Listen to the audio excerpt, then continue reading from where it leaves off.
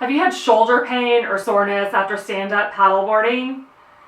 Today's video is part 3 in Movology Physical Therapy and Wellness's Fitness Paddle series. I'm Kristen, physical therapist and competitive SUP racer. My passion is empowering people on their journey to wellness to keep them doing the activities, hobbies, sports that they love with less pain, without injury, and for as long as they want.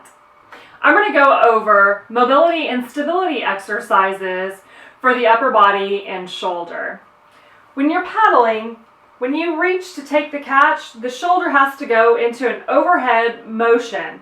And if you have tight shoulders and limited mobility, that reach is going to have to come from your back or through your upper trunk area. So we'll work through some mobility for your shoulder and your upper body to free up your mobility and allow you to catch and place that paddle well. And then we'll look at the stability of the upper back and the shoulder blade.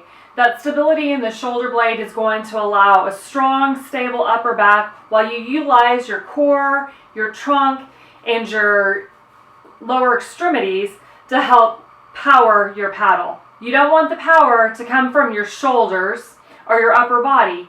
That's going to, 1, limit the efficiency of your stroke, and 2, it can also wreak havoc on your shoulders as well as cause other injuries elsewhere.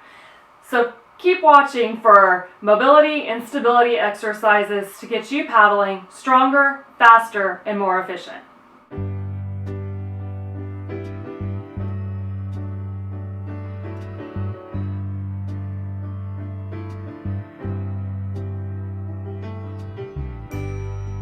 For overhead shoulder range of motion, you will take your paddle and slowly raise your arms overhead.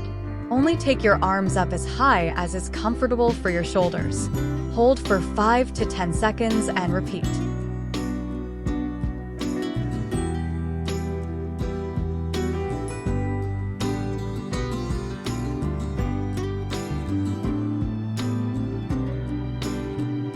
Onto your side here. You want to make sure that you got your knees squared up with your hips. You're going to bring both arms just straight out in front of you. You're going to leave your bottom arm on the floor. Your top arm you're going to take. You're going to rotate open. Let your head follow your arm. Again, you want to make sure that your hips are staying on the ground and your knees are forward. That's going to help to support your lower back and prevent you from rotating so much through your lower back. You really just want to be rotating through your upper back here. You'll come back forward, take that upper arm, rotate, follow the head with the arm. You're gonna rotate, let that head follow, rotate back, hold for about 10 to 15 seconds. Pec Stretch.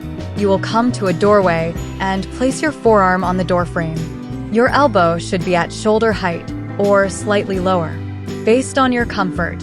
You will step through the doorway until a stretch is felt in the chest, and hold for 15 seconds.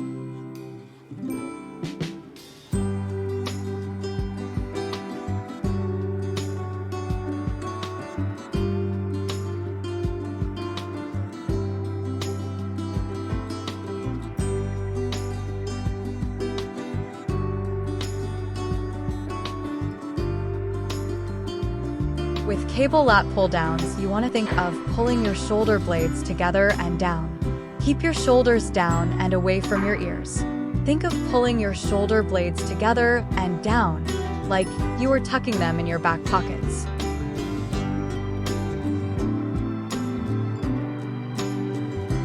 For dumbbell lat pullovers, you can sit on a bench or lie on the floor with your knees bent. You want to engage your abdominals to keep your back flat against the bench. You will slowly raise your arms overhead and pull the weight back. As your arms go overhead, control the weight. You may feel a slight stretch in the lats. Bring the weight back to the starting position with control.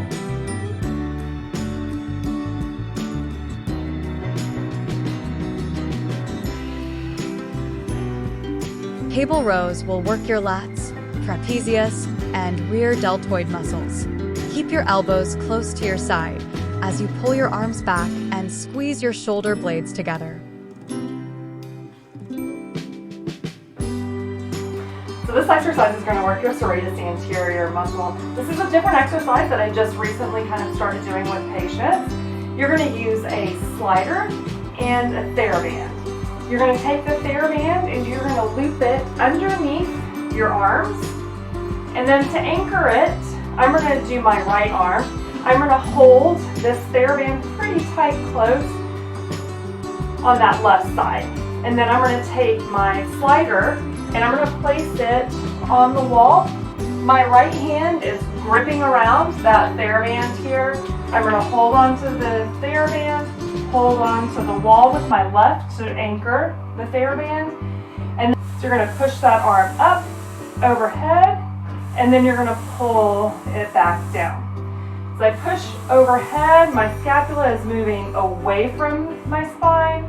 And as I come down, I'm really anchoring, pulling, trying to tuck that shoulder blade into my pocket.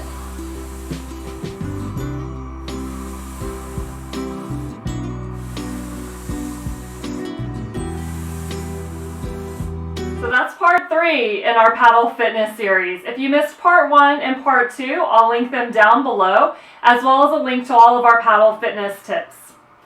I'm Kristen with Movology Physical Therapy and Wellness. Let me know if you have any questions or any other topics to look into for your stand-up paddleboarding health. Make sure you like, comment, and subscribe to our channel.